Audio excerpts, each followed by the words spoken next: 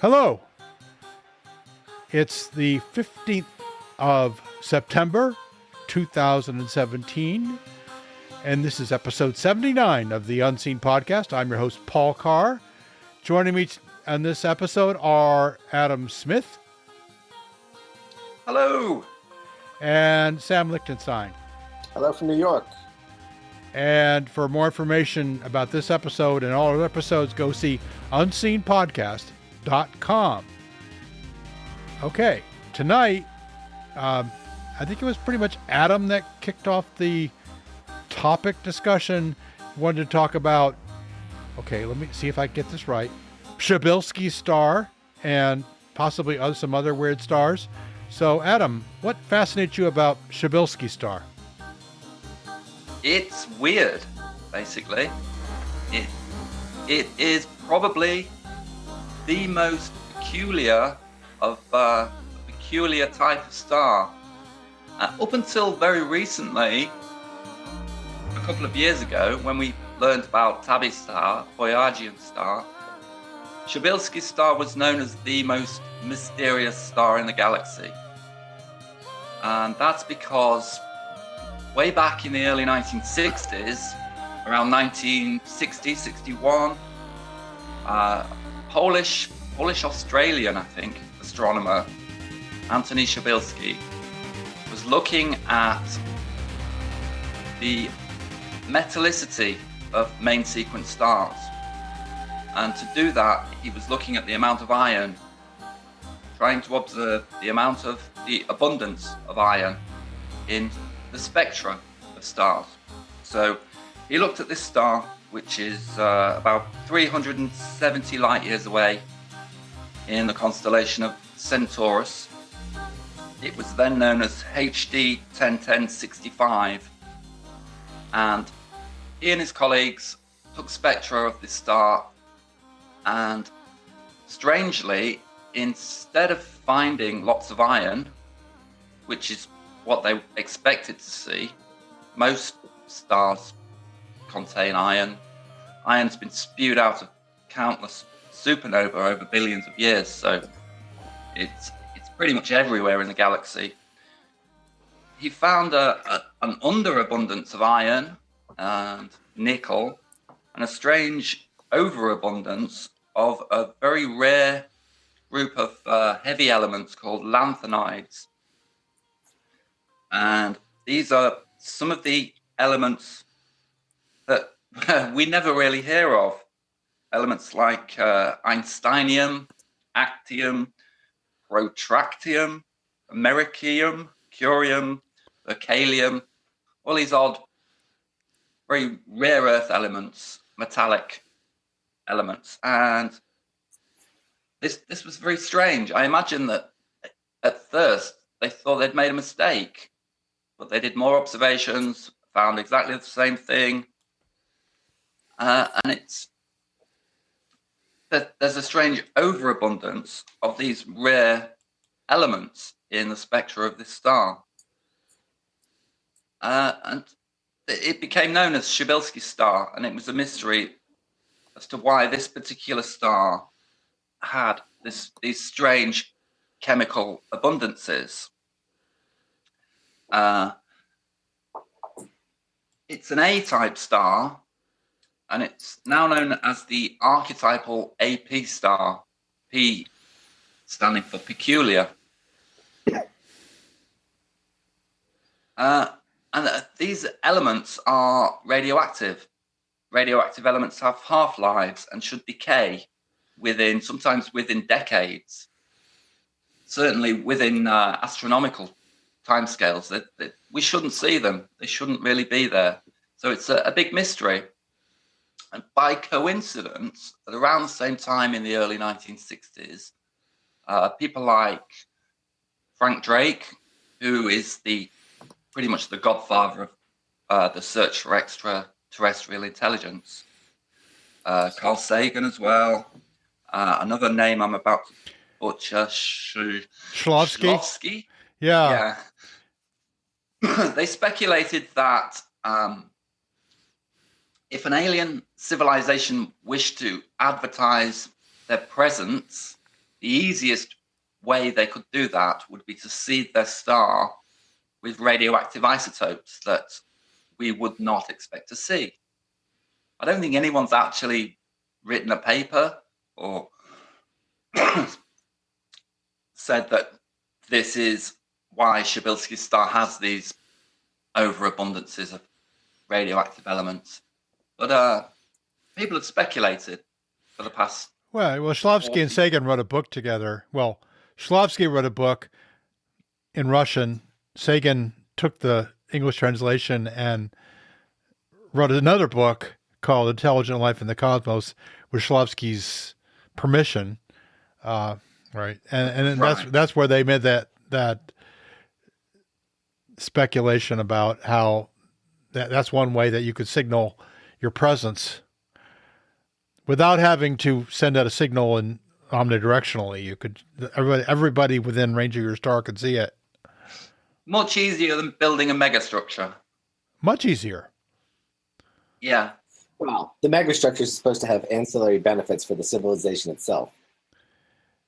Yeah, we talked about that in another episode. We it's mostly I am Ozymandias, look upon me and tremble.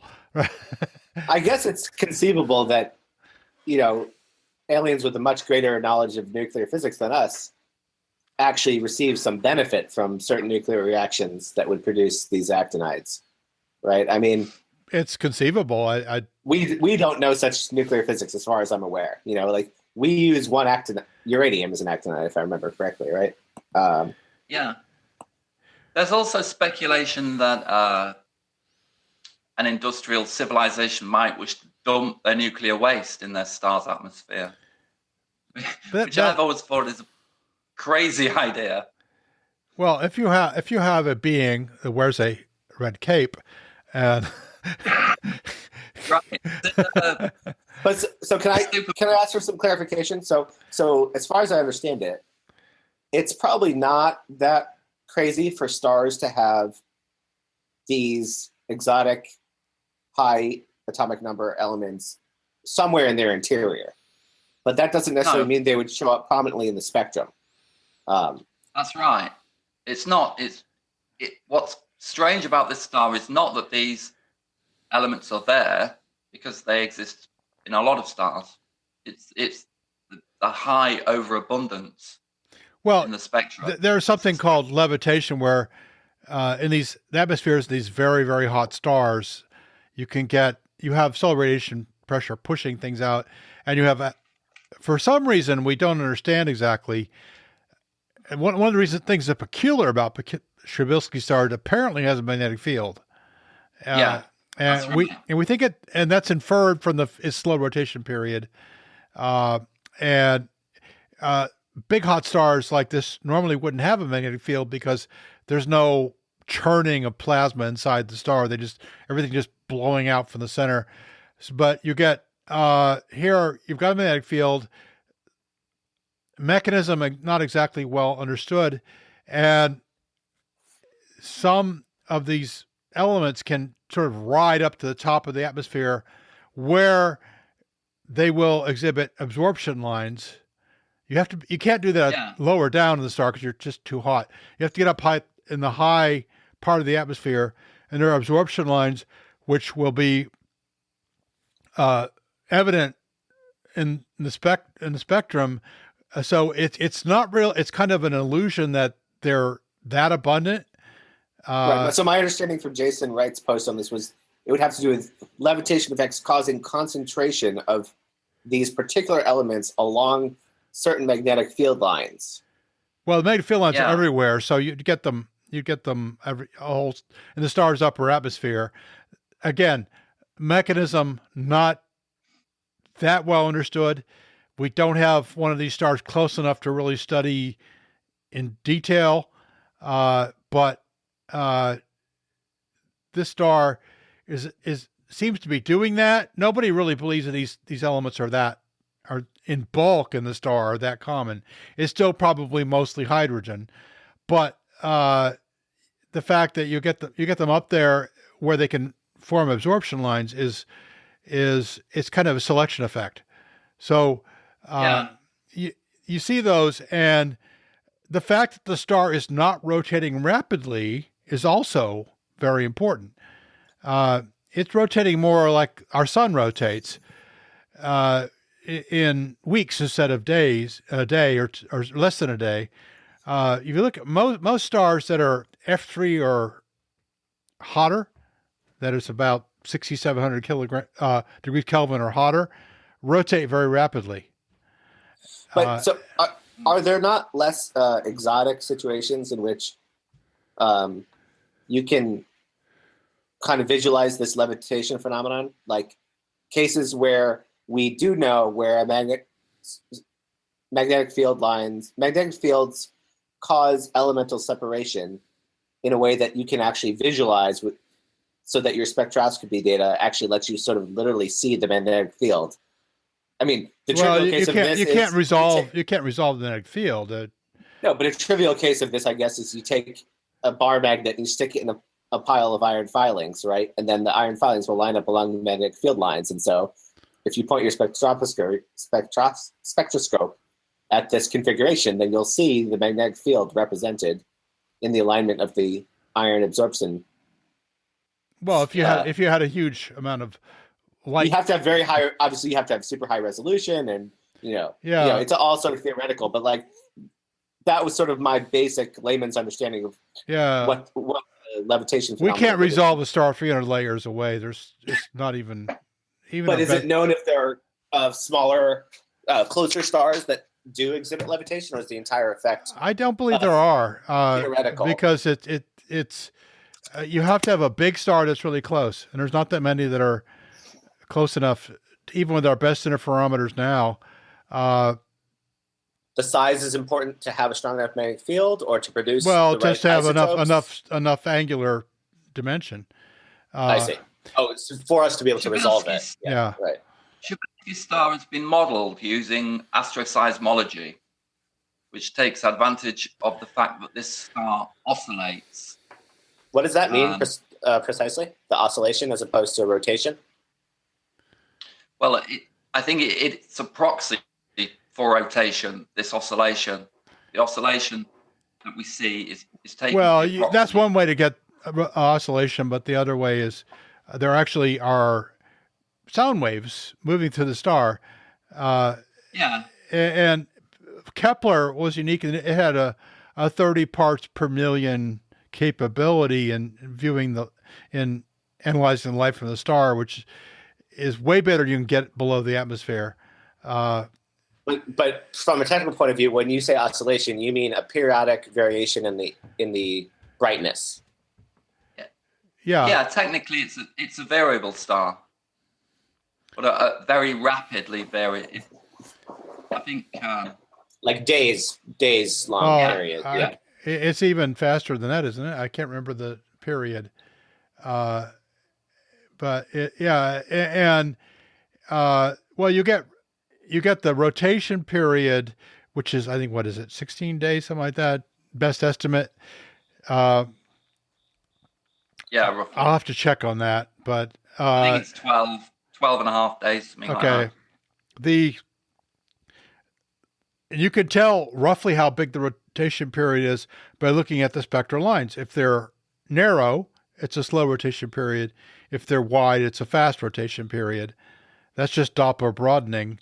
That's like essentially the dominant source of noise in the spectroscopy. Well, it's not really noise, but it makes it really hard to find the exact center. Error. Yeah, systematic error. It makes lines overlap a lot, which makes it really hard to find the find. But regardless, it's like actually an easy thing to measure.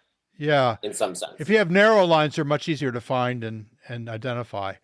But the width of the lines is actually not so hard to constrain experimentally. The width of the peaks, and so therefore you can actually pin down the rotation speed quite well.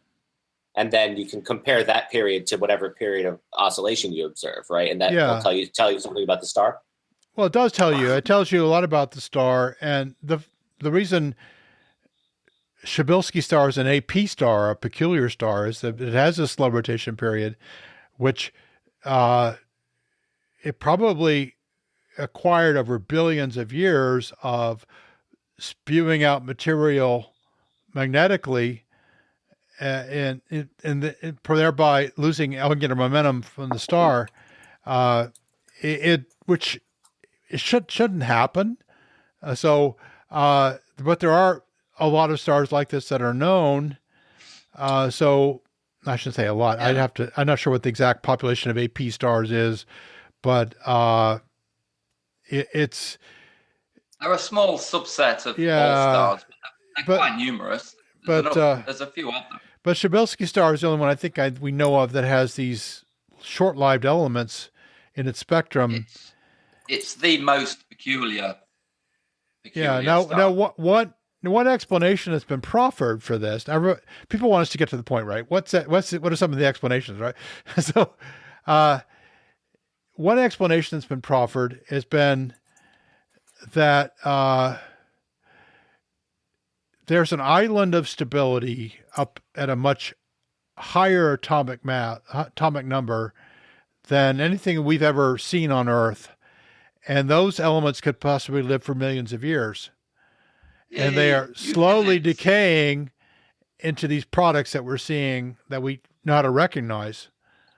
So I looked it up. It's atomic numbers starting around 120 to 125.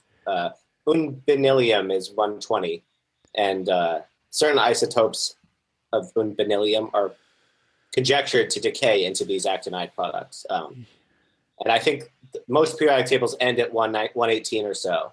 And that's sort of wherever we've managed to make for microseconds or nanoseconds some isotopes of those atoms. But I didn't mean to interrupt. I'm just trying to make more definite where this island of stability might live.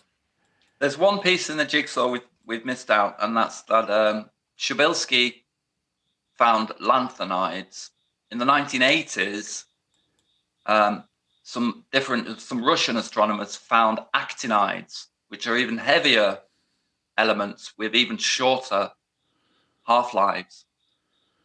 These are even heavier radioactive elements with shorter half-lives. But the point is, on astronomical time scales, even the lanthanide half-lives are anomalous. They are, but it's very difficult to see how actinides could be replenished, especially over cosmological timescales.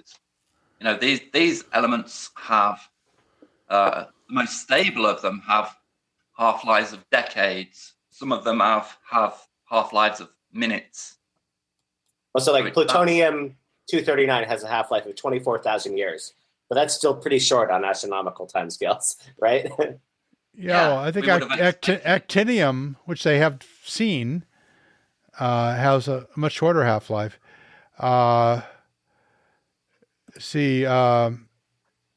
21 years. 21. Yeah, a lot of them are in tens to hundreds of years. Yeah.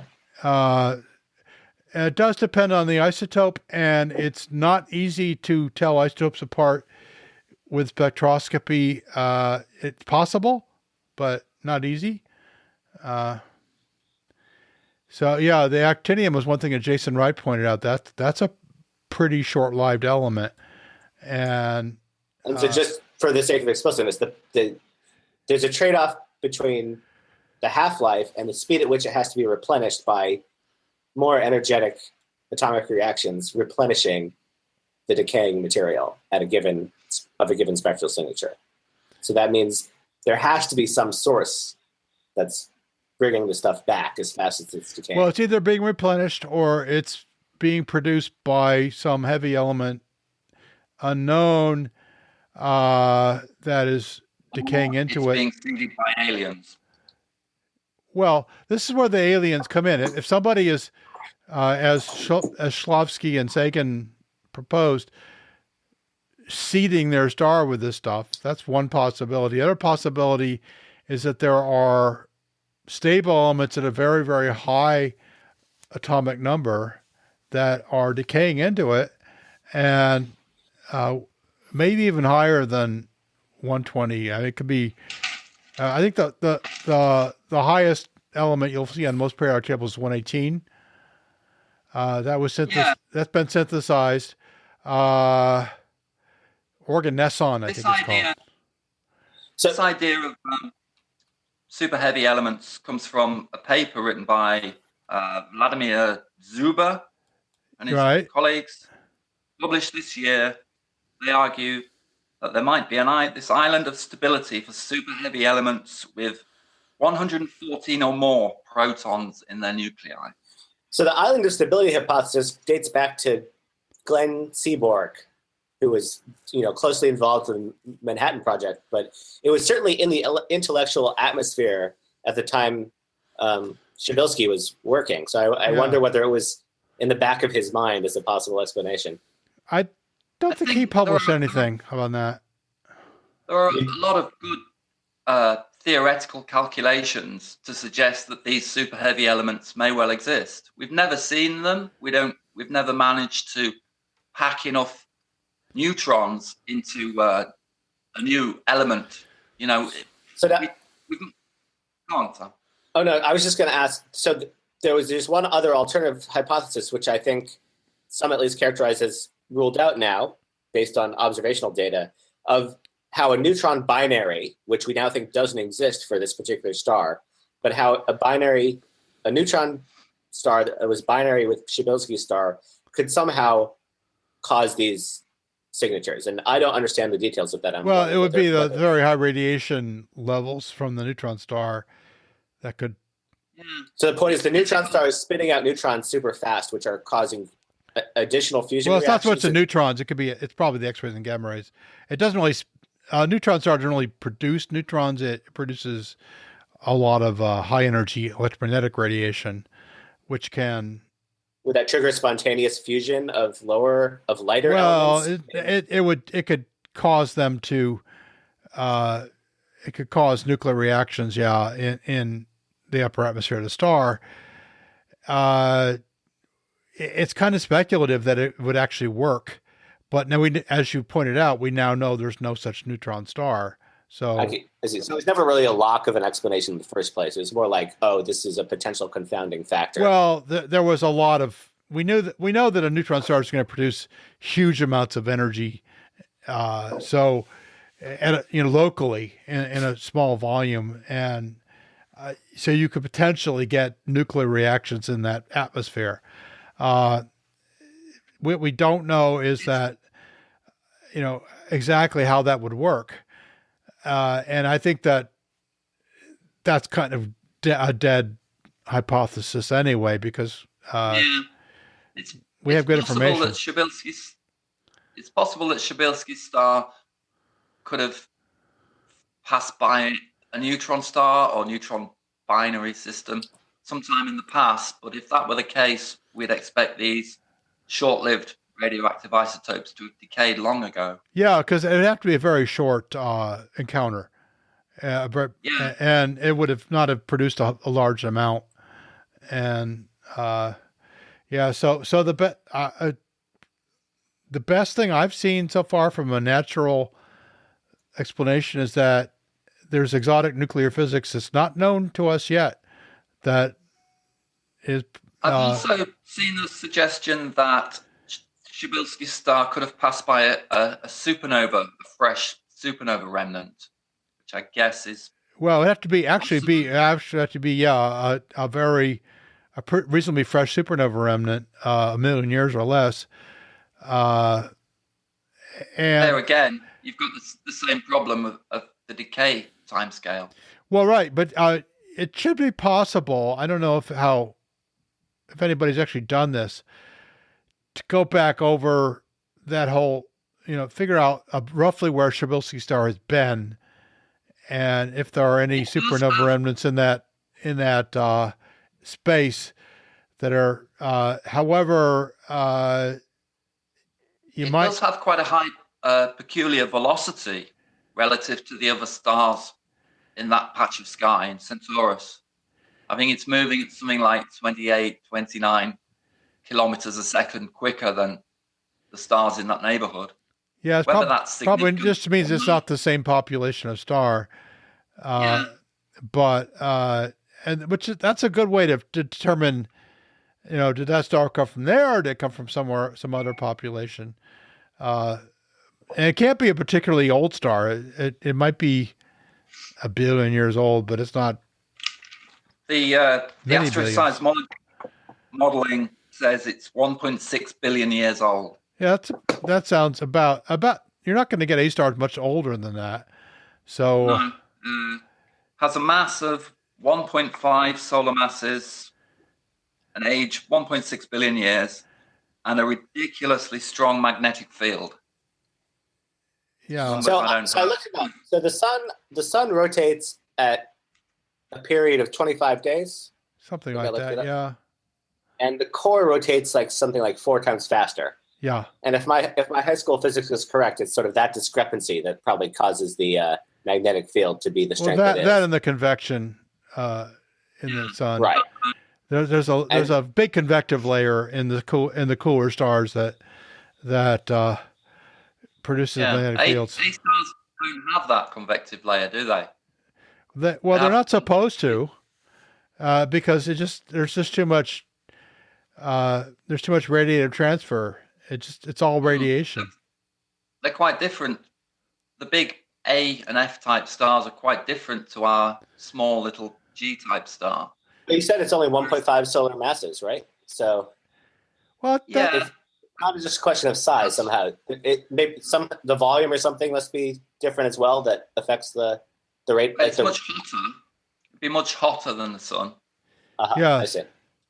It's hotter, and so strangely, these stars have a very still surface, whereas our sun is constantly in motion. The surface of the sun is constantly in motion, and stuff's getting churned about, moving from the surface down and down up to the surface. These A-type stars generally have quite a still surface. There's not the convective mixing that we have in if you look at photographs of the sun in the right wavelength, you can actually see the honeycomb pattern of convective cells coming up from below and bringing heat up and material up from much lower down in the sun, and it looks a lot like a beehive. It's got that hexagonal shape, and or like weather on Saturn or something like that. Well, but all over, not just one hexagon, but many. Yeah. And these are convective columns that are rising up from very deep inside the sun and transferring energy out, and then they go down and cool. Because everything is heavily magnetized, it's sort of the physics of how they work is probably quite different from convective cells in the Earth's atmosphere. Yeah, I would say that it is different. It's probably, but the basic concept is the same. Heat rises, and then so the material cools and it sinks back down, goes back up again. And the point is that if you're in a much hotter star, an A star, the rate of energy transfer associated with these flows of hot, relatively different temperature gas is just nothing compared to the actual radiative energy transfer, and so it doesn't affect the convection never gets started because the radiation just overwhelms it. It makes the heat distribution kind of a uniform gradient outward from the center. Yeah, you can't really get that cycle going because it just there's too much radiation, and so the brightness of the star is just much higher, several times higher than the sun, and so you have all these photons just surging up and blowing everything out, and that the result should be very little magnetic field. So exactly what's going on there, we're not quite clear on, and the modeling suggests that these magnetic fields are not aligned with rotation, but at an angle, something like 15, 25 degrees off. That's just for Przybylski, or that's in general? That's just for Przybylski. That's just but we don't really have a good measurement of that. It's theoretical. Yeah. Yeah. We don't even understand why Przybylski star and the other AP stars have magnetic fields at all. What's the closest and best understood? Those might be different. AP star. Probably Przybylski star is the best studied star. Well, because it's the most interesting. Yeah, we should look that up and provide a reference. Like, I can't find the Wikipedia page describing the AP classification, which, like you would think it would be. They're also known as S stars, confusingly. I see. Let me check. So it could be called an S star in Wikipedia. Yeah, I think you're right. Yeah, S-type stars. Well, they're really peculiar A stars, or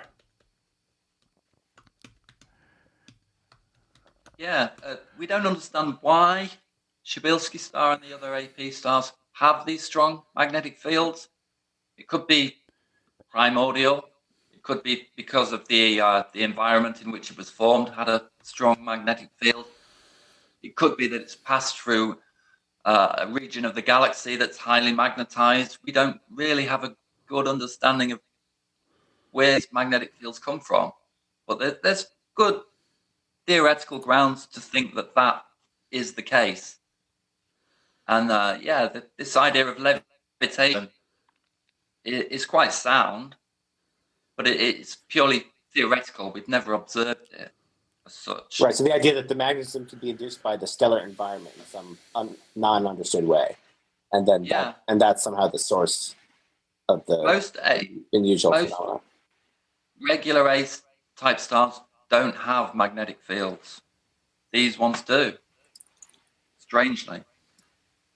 And that's what's thought to levitate these heavy elements off the surface of the star and align them along the magnetic field lines so that when we look from our point of view, we see these overabundances of these strange elements. I'm going to give you some more. Uranium and plutonium, obviously. Californium, Einsteinium, protractium, that's one I've never heard of. Neptunium, Americum,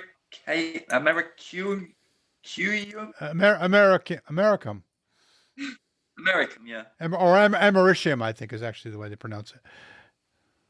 Promethium, europium, terbium, gadolinium, all the elements we never really hear anything about.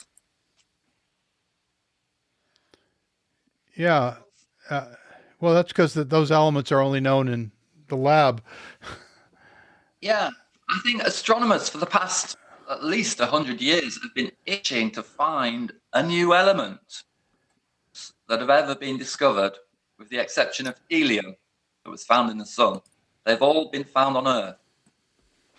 Which is fairly good evidence that our galaxy is pretty well mixed. We don't look out with our telescopes and see that this part of the galaxy contains a lot of boron, and that bit over there contains a lot of whatever. It's all of the elements have made their way to Earth, and we see all of the elements pretty much everywhere. There are differences in abundances for sure. You get metal poor stars, metal rich stars, but by and large, the Milky Way is well mixed.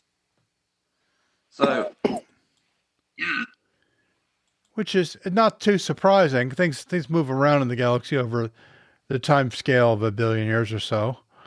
Countless supernovas have gone off in the 12 billion years of this galaxy's existence. Excuse me. So in Przybylski star, we probably have, all these AP stars have heavy elements that are higher abundance than we expect. But Przybylski star has elements that shouldn't be there. They're impossible. Seemingly, yeah.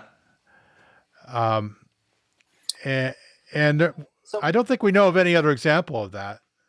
But so it's kind of an interesting case where Occam's razor suggests two things at the same time. One is that normal AP stars, there's a the explanation for why we see the chemically peculiar features is due to random chance. Like there's some small probability that you get certain combinations of reactions which produce lanthanides or whatever, various unusual things.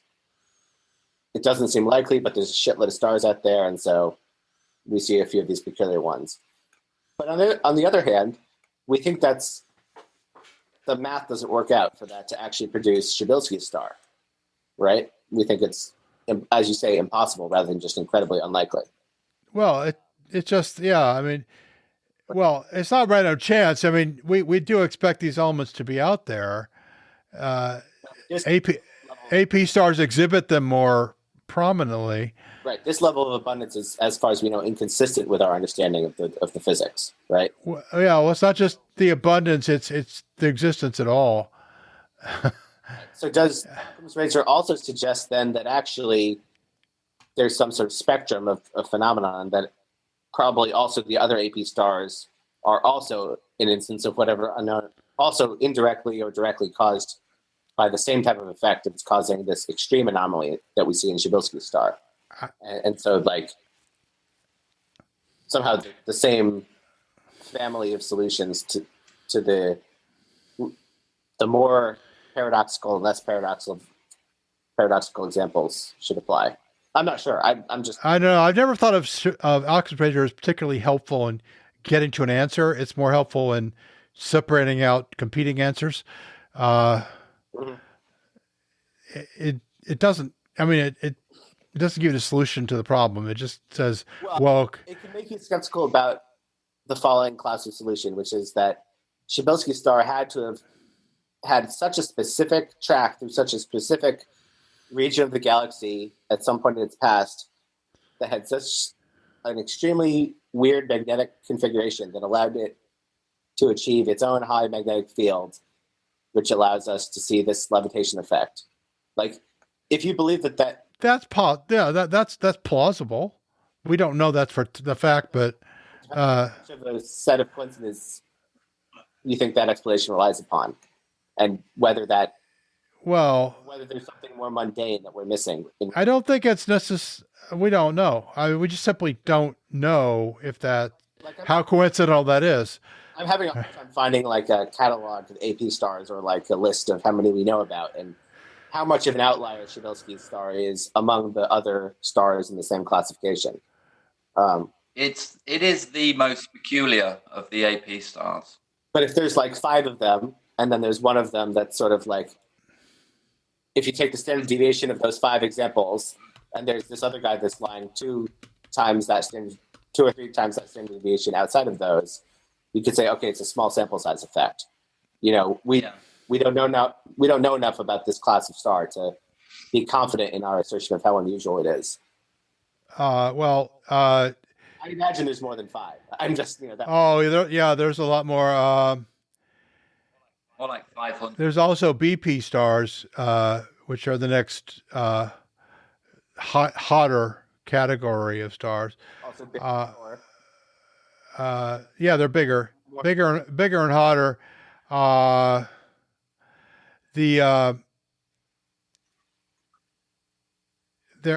It's not easy to. I don't think anybody just put out an article that says, "Here's how many there are," and here's. But probably buried in some article somewhere it says that.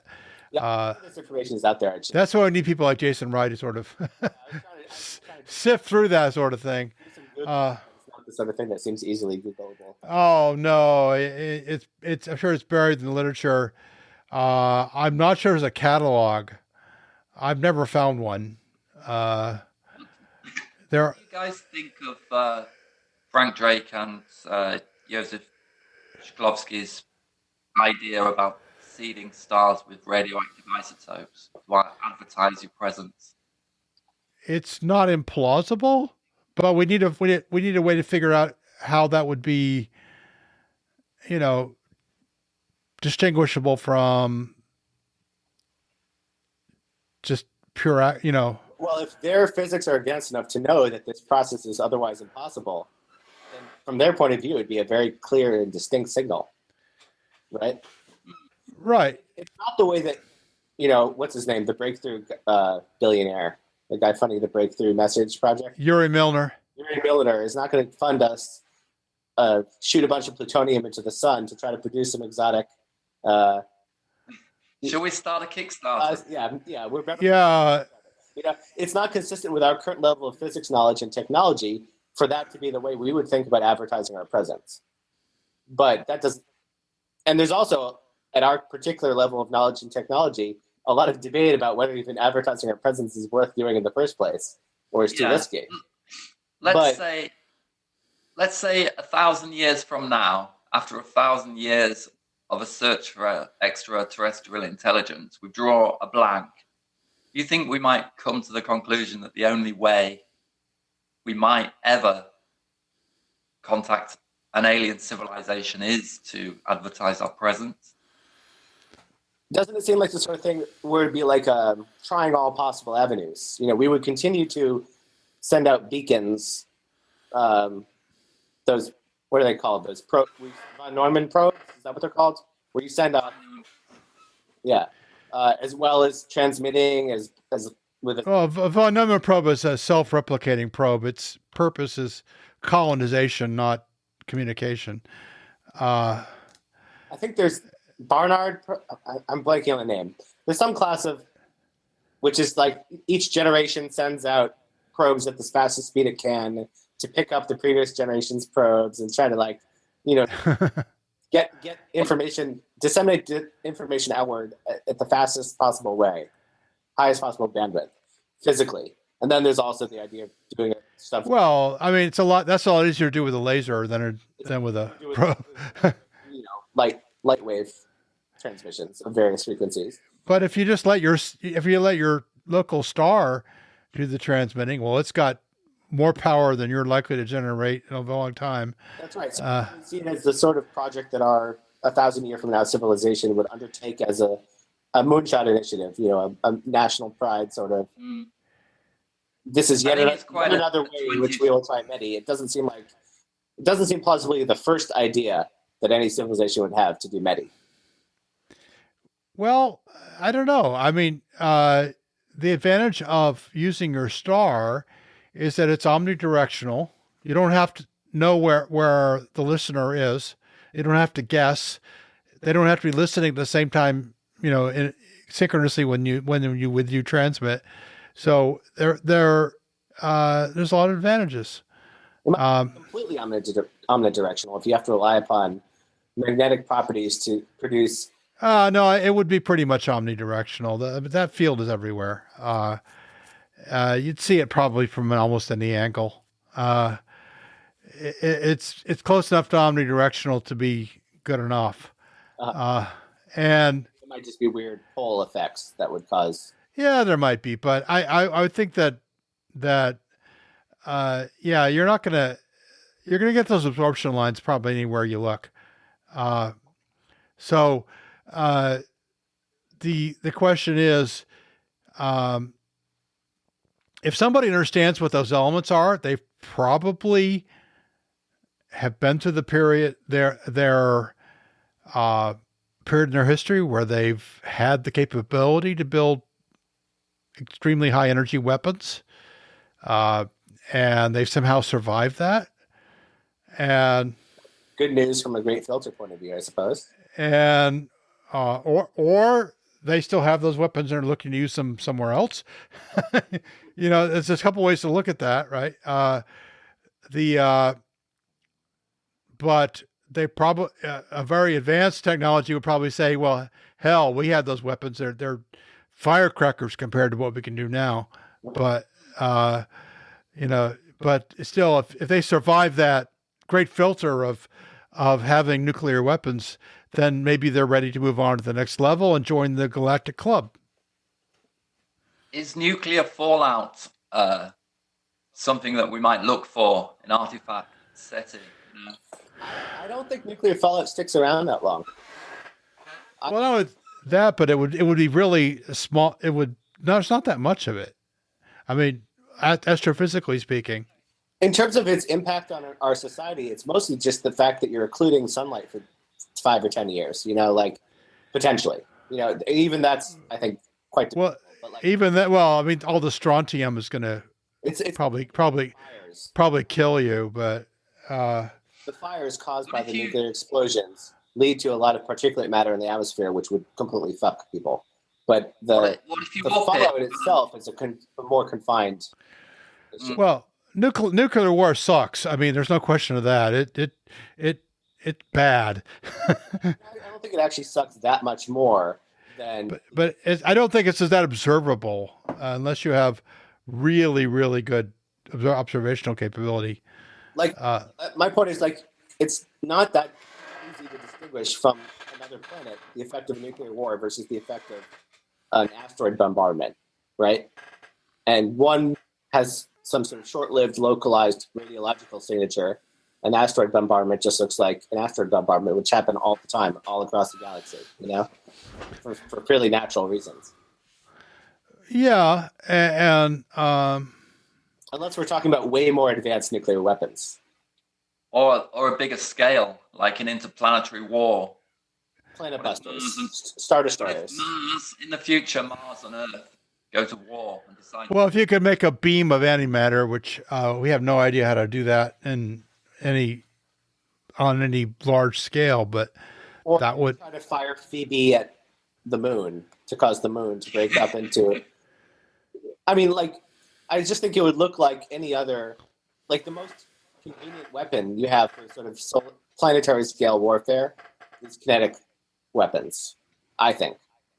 Well, I mean, I can only approach this problem from my current sense of science, but like, I think if you're going to war in space, what you have to work with are rocks. So you're going to throw rocks at each other, like. I actually think that's a pretty impractical weapon. It might, yeah, you could do damage, but Biological warfare would be much easier. yes, it would. It doesn't take that big of a rock on a solar system scale scheme of things. Well, yeah, but steering a rock that big is energetically expensive, and it can be there are countermeasures. It's energetically expensive if you depend on chemical propulsion. But like, I feel like the premise of the question has to depend upon having some sort of alternative, massive arrays of solar. No, the amount of energy is the same. It's just a question of how you produce it. And the question, if you're flying around a solar system, your energy resources are what they are.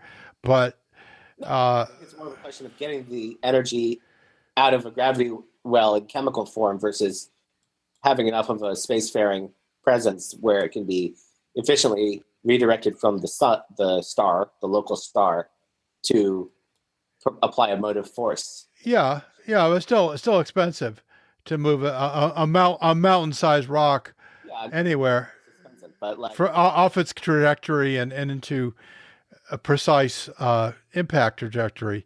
Building a nuclear bomb is expensive too. It's a this is a much bigger scale, but the problem is that steering it onto that impact trajectory is probably not going to hit. You can't just say, okay, now it's going to hit in 5 days. It's going to be like 50 years. So, you find a guy that's going to come within a lunar radius by chance and redirect that guy by a few, just a bit. Yeah, but it's still going to take a long time. The odds you're going to find something that are right on. I mean, it's not the way military people like to think. They want a weapon that's going to hit the enemy now, right? And it's going to hit the enemy before the enemy has a chance to understand what's happening, before the enemy can strike back. And that is not asteroids. So I've been watching this TV show, Salvation. The premise of the TV show is that Chelyabinsk was a failed U.S. military test. Sounds like fiction to me. Yeah. Right. So then the plot of the story starts when an actual, non-artificial asteroid impact is impending. The U.S. is like trying to avoid this situation, so they're going to try to ram a Jupiter probe, to push it out of the way. And Russia realizes that well, Russia perceives this as a repeated test of a previously tested technology, and lots of geopolitical mayhem ensues. But I found the premise all too plausible. That the world response to an asteroid impact would be botched because people assume somebody's performing an act of war. Yeah, well, the time scale of war is hours. That's a problem. Nuclear war is, but or any war. You don't.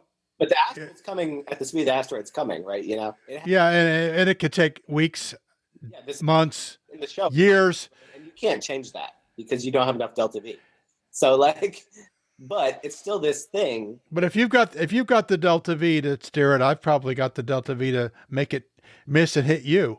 So So the question of a sort of head-on impact off the coast of off the east coast of the U.S. that would be an extinction level event, versus breaking it up into several pieces, which then rain down as a meteor shower over Asia and kill half the population of Russia and China. Or you could just simply push the whole thing.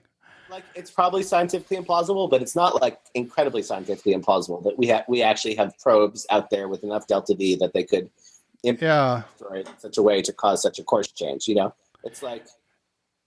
It's just realistic enough for me to find the premise of the show quite compelling. But well, I think what you would do is in that kind of scenario is you would break off small chunks of rock and throw them at very high velocity, where they couldn't be intercepted or wouldn't even be detected until it was too late. Rods died right down on Moscow and DC. Yeah, well, they would be local disasters. They wouldn't be, but these would be, probably house-sized chunks at the best. But there'd be lots of them, and they become raining down on you. They correspond to multi-kiloton equivalent explosions on. Yeah, you could take out a small region with them, and potentially very accurately targeted. And you could hit buried targets pretty decisively if you use the right materials. So that type of warfare that I see is very plausible in our foreseeable future, but it doesn't seem like the sort of thing you could detect as a SETI signature. I agree. Unless you have, you're talking about very, very high level directed energy weapons that might have a very high X-ray or gamma ray signature for a short period of time. Right, you might see some funny bursts from. Well, I mean, an H-bomb is a pretty considerable gamma ray burst. Is it compared to what we perceive as interesting gamma ray bursts? Well, compared to cosmic gamma ray bursts, no, it'd have to be closer. But you might be able, if it was big enough, and you had a sensitive enough detector, yeah, you could probably find it. And we can see the cosmic gamma ray bursts from billions of light years away. Yeah, it's really the distance scales make a big difference in this question. Yeah. I would, my sense of it is that a civilization that survives long enough to have a very highly advanced capability is not going to be a warlike civilization. I hope I'm right about that. That's a nice thought. Yeah. Because nature red in tooth and claw, right? Yeah, but I mean, if you're probably gonna be self-destructive if you're warlike and technology reaches a certain level where it's going to blow you up before you can start blowing up the rest of the galaxy. But if life is sufficiently abundant, then you actually have to think about your kind of evolutionary theory in a multiple, possibly not necessarily, but possibly independent or pseudo-independent sources of life. Well, parasites are a lot more common than predators, so that would be the more likely strategy. I'm just saying, if you have 5 civilizations that grow up in the same region of a galaxy, and 4 are peaceful, and 5 is warlike, if they all happen to get to like Kardashev scale 2 civilizations, the warlike one might be more likely to get to Kardashev scale 3. Maybe, but I mean, it's not like these peaceful civilizations couldn't defend themselves. It's just that they don't want war. Yeah, we don't know that warlike civilizations ever make Kardashev scale 1. But Yeah, we don't know that peace-like civilizations do. So. Well, I mean, our experience recently has been that warlike civilizations destroy themselves, and ultimately, or they burn out. And the only thing that really works in the long term is cooperation. Well, if Nick were here, I'll speak for him. Go ahead. I'm sure he won't mind a bit. Nick would say that our current civilization is both manifestly a warlike civilization and still around, and it's it's roughly global in scale at this point. I wouldn't agree with that, but yeah, okay, he probably might say that. It's something I could imagine him saying. So yeah, it's just that your hypothesis remains a hypothesis rather than a. I think if we were manifestly warlike, we wouldn't be here. We'd all be dead. We at least have the potential for war deep in our souls.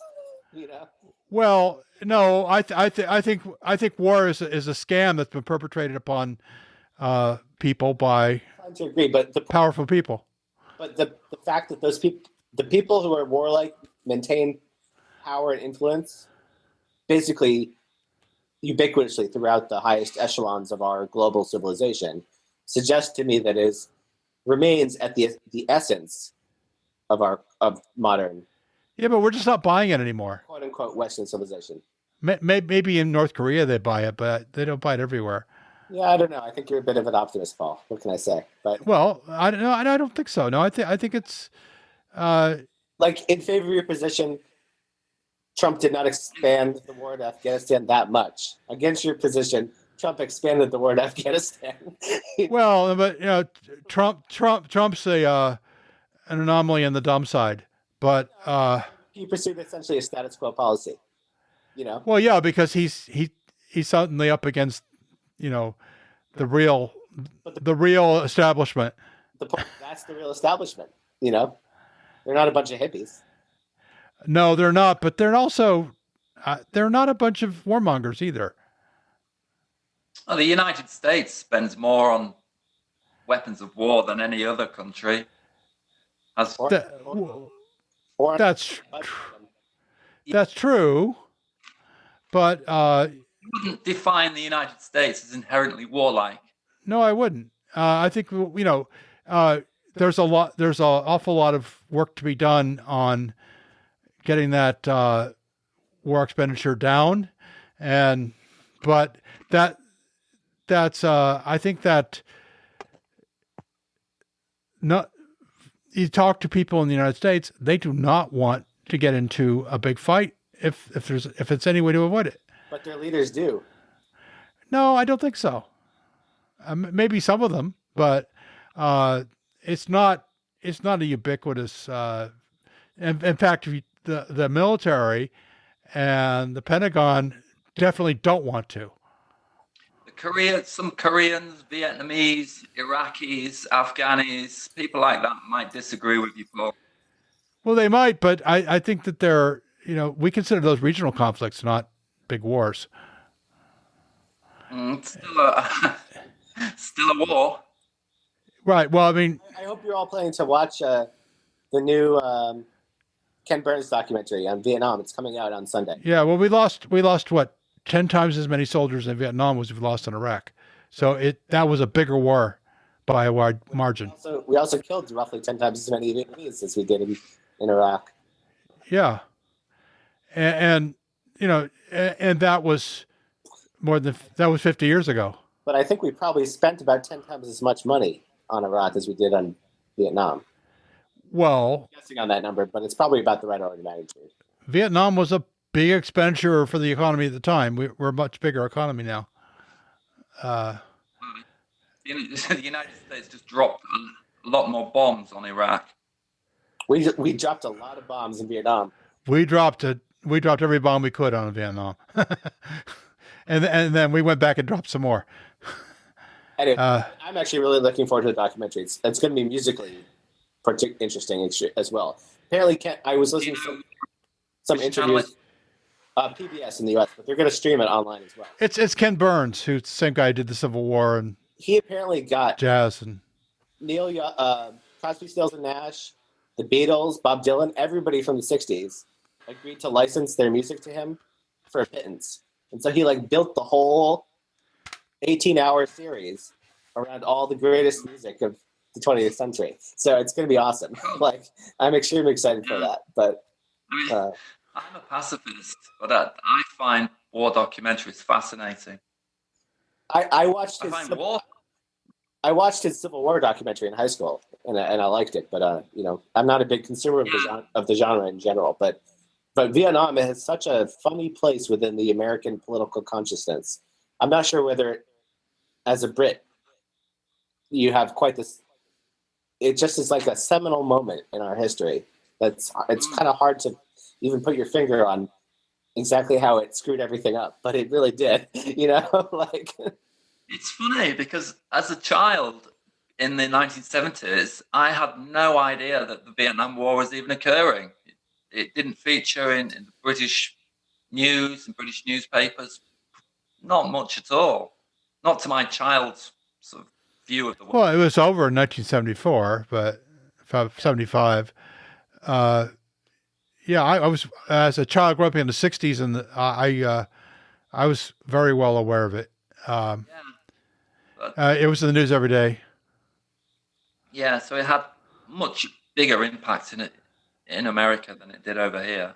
Yeah, and I think it in some ways it was, it was this. We had about the same number of men killed as we did in Korea, but it was far less popular and far less, but although a much longer span of time, and it was it cost.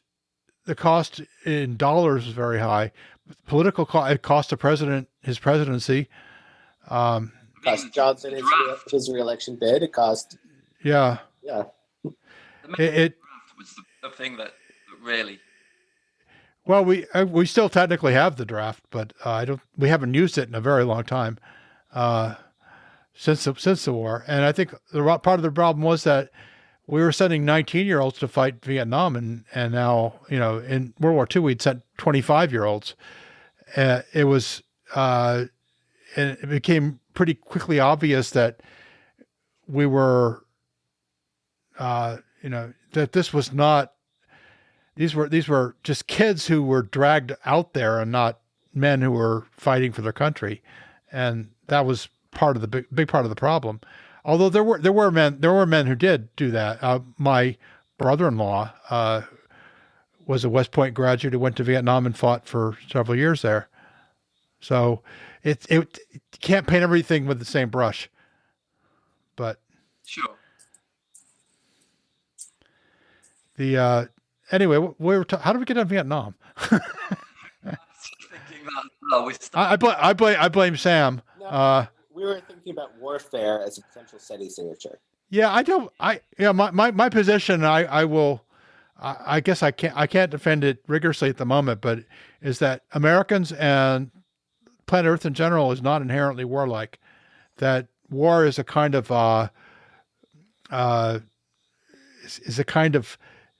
scam that's been operated on poor people for many, many generations, and I think we're starting to recognize the signs of it, although in general, we're not very good at warding off con men, but...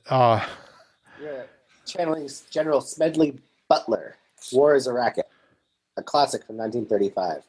But it is a racket. I mean, you convince people that they're cowards if they don't want to go fight, and they don't love their country, and then, Yeah. I think I come down as more cynical than Paul about human nature, no question. But I still do think it's fun. My gut tells me it's more likely that if you see actinides They're more likely an intentional maybe than they are signatures of an exotic nuclear war. That I feel somehow confident in. Well, Because if you're in an exotic nuclear war, you probably shouldn't be firing your nukes into the local star to emit bizarre. well, if there's an exotic nuclear war, it'll be over very quickly, and the odds that we'll see it are very low.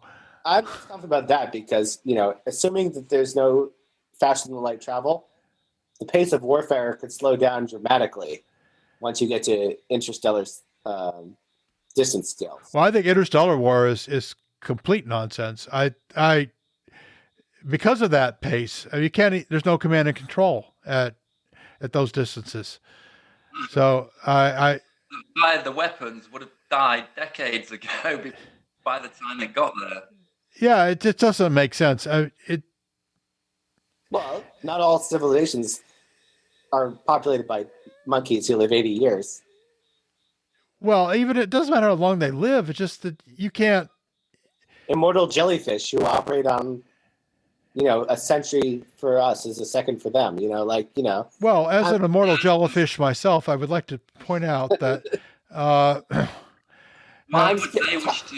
time is a relative concept relative to the nature of the civilization is my point. And so why would jellyfish 200 light years away want to go to war with another civilization? Because they realize that in some sense they're in resource competition with the other civilization, Why does anybody ever go to war? That's a problem. A resource's value has an awful lot to do with how its proximity, right? And that's because at our time scales, discount rates are extremely salient. Because in the long run, we're all dead. But at other time scales, discount rates are lower, Would you say, Sam, that we should not venture out into space in case someone else is watching, and once they see us start to branch out into the galaxy, no, they'll nuke us? That's just too boring. And that answer is too boring to be correct. I agree. I mean, the universe is not keep surprising us with things that are less and less boring, not more and more. So I don't buy this competition idea. There are enough habitable planets in the galaxy for everyone. Not only that, but the resources are vast and they are spread out over huge distances. You guys are underappreciating exponential growth. Yes, I do underappreciate exponential growth, and I quite deliberately. I think it tops out pretty fast. You're a believer in logistic growth. Yeah, or you get exponential growth, but only for short bursts, relatively speaking. And the distance is just too vast. The time scale's too long.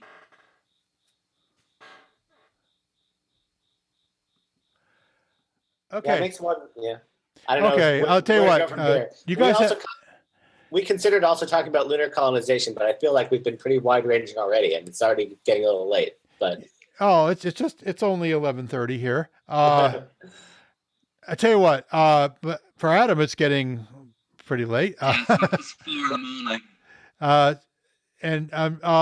Anyway, do you guys have recommendations? Shall we go with those? Sure. I'll reiterate mine from earlier in the episode. Salvation television series. It's on Amazon Prime. It's about an asteroid coming to Earth. Grit your teeth through episode 1, which involves some particularly egregious nerd portrayal. Like the main character is an MIT grad student in astrophysics, and so there's some obligatory scenes of him at the bar talking nerd with his astrophysics buddies, and they're painful to listen to. But if you get through that, the show is ultimately a political thriller about Elon Musk and how his response to an asteroid impact would interact with the federal government's response and the Russian government's response. And viewed as a political thriller, I found the series very entertaining. So, okay, and that's on Amazon Prime Video or Amazon Video. Okay. Yeah. Adam, how about you? firstly, I'd like to pay my condolences to Cassini, or the NASA mission to Saturn, which died today. Yes. I think the spacecraft died about 12, 16 hours ago, something like that. Goodbye, Cassini. It was early in the morning in the U.S. Yeah. Mm-hmm. A sad day. I've been posting my favorite pictures from that mission on Google Plus every, I don't know, week, 2 weeks. I pick my favorite pictures and posted them. I'm not going to be able to do that anymore, so that's a bit sad. But I think there's still plenty of science to come from Cassini. People are still doing work on Voyager, so we'll still be getting new stuff from Cassini. Yeah, Juno is coming in every day, and not every day, but frequently. And cross your fingers for the next mission to a Saturnian moon. I'm sure it's around the corner. It's probably, I think that's going to be a leading candidate. Enceladus, maybe? Is that Saturn or is that Jupiter? Yeah, probably Enceladus. Oh, Titan is also a really strong possibility. I would guess the next mission will be to Enceladus. Depending on how it goes at Europa, the Europa Clipper will be going to the tentative Europa Clipper. Let's not cross count our chickens before they hatch, as they say. But yeah, that may happen. I'm a little pessimistic. It's very dependent on the SLS, which may not happen in the long run. Oh dear. A recommendation. I'm going to recommend the computer game I've been playing recently, which is called Witcher 3. WITCHER 3. It's an adventure fantasy game involving magic and slaying monsters with swords and watching, slicing people's heads off. All good fun.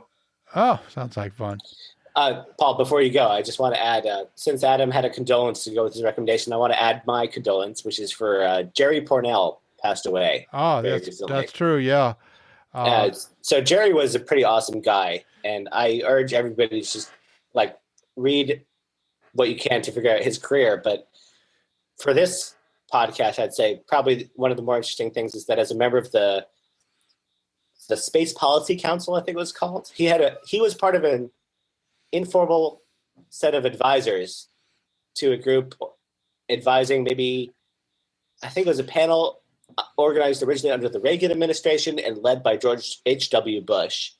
I could be wrong about those details, but it's a bunch of sci-fi authors, rocket scientists, defense industry people saying what they thought space policy should be. And they were pushing reusable launch vehicles back into the 1980s.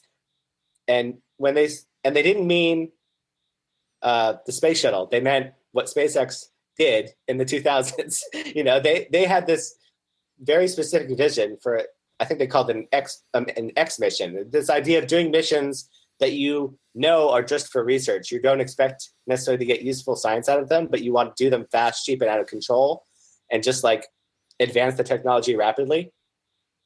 And he saw in his head 35 years ago where basically modern rocket technology has gotten to us all these years later. So he was a real visionary, and I will sorely miss his presence in the sci-fi, space, etc. community.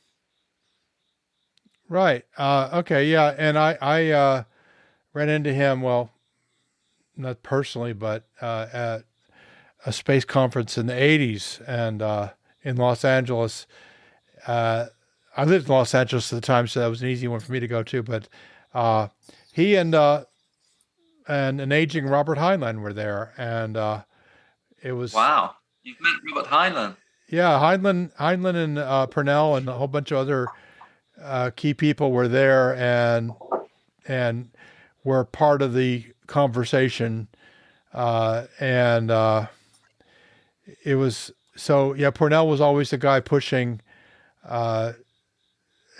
to advance human civilization into space. And it's more, not so much what he came up with, his ideas, but the people he influenced. And I think that ultimately that will be his best legacy. He wrote a lot of pretty good science fiction too. So, see, my recommendation, oh gosh, I've got a bunch of them stacked up here. One that I just got recently that I really love is a 4 CD set from the Budapest String Quartet playing Mozart. It's just, get it. I'll put a link to it in the show notes. Get it, listen to it frequently. Your inner ear will thank you. Okay. This has been episode 79 of the Unseen Podcast. And we will be back in 2 weeks with episode 80, which is completely open. If you want to weigh in on what should be on episode 80, you can come over to the Google Plus community, and you don't have to be on the panel to let us know what you think about what we should be talking about that night. Right now it's wide open. It's 2 weeks from tonight. And then on October 6th, we're going to have Jake Robbins of the We Martians podcast. That should be fun. I think we've already almost got a panel set for that. And Jake is very focused on current short-term Mars science and Mars settlement efforts. He's well-versed on what SpaceX is up to, what Elon Musk is proposing. And soon, Elon Musk will be unveiling a new set of Mars settlement ideas that he intends to implement. So we're finally, deep, now that we're deep into the 21st century, we're actually starting to talk about this sort of thing seriously. And we want you to weigh in. We want our panel to weigh in on what's going to happen there. And that will be on October 6th. And we have plans all the way through February, published on, you can come to the community and find the spreadsheet where we have all the episodes. There's a lot of panelist gigs open. There's hosting gigs open. Now, Adam and Sam have both hosted the show before themselves. And so we have a few others who have done so, like David Grigg and Mateusz Macias. So we have, hopefully we'll be doing that kind of community engagement. Yeah. And not only that, but new people that I don't even know the names of yet. So, Daniela DePaulis wants to do something in the near future. So we'll have some fun stuff. So if you have any questions, comments, you can go straight to our blog at unseenpodcast.com and leave your comments there. You can come to the Google Plus community. Again, there's links in the show notes and in the blog. Or you can contact us on Twitter at Podcast Unseen. You can email unseenpodcast@gmail.com. We're available and we are listening, and we'd like to hear what you think. And we'd like to have as many people who are interested as possible weigh in on our future episodes as well as our current ones. So by all means, come over and have a chat with us. We'd be happy to talk to you. And if you want to be on the panel, that's easy. We can get you set up very easily to be on the panel. We've had about 30 unique panelists over the 2.5 years. And I hope to get to 50, 100, 200 people ultimately. So, do that, please. And if you want to support the show, we're also on Patreon at patreon.com/unseen podcast. We don't need a lot of money. We just want to cover our operating expenses. We're not quite there yet, but if you want to help, maybe $1 a month or something like that, come on over and do that. And Unseen Podcast patrons get special perks. More about that if you sign up, and you'll find out what the perks are. Okay. Again, this is the 15th of September, 2016.